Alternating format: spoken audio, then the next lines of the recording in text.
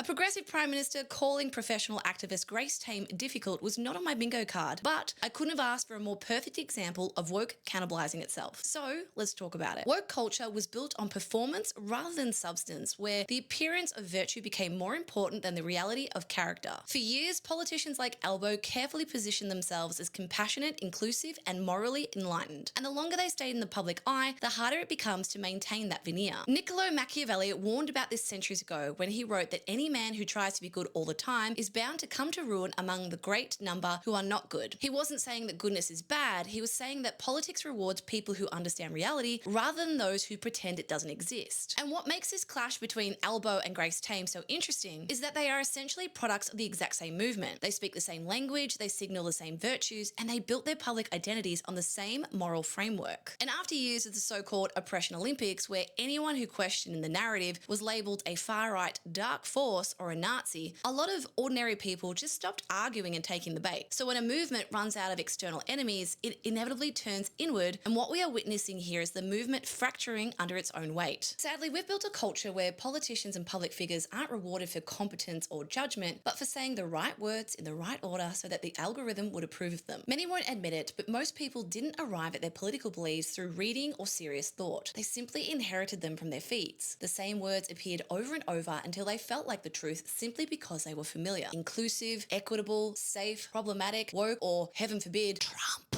When millions of people start using the same language at the same time, it is no accident. It is algorithmic convergence. And algorithms aren't designed to make you think, they're designed to keep you scrolling, because the longer your attention stays on the platform, the more valuable you are to advertisers. And in that environment, we have trained people to perform virtue instead of developing judgment. People have learned how to signal the right beliefs without ever having to understand them.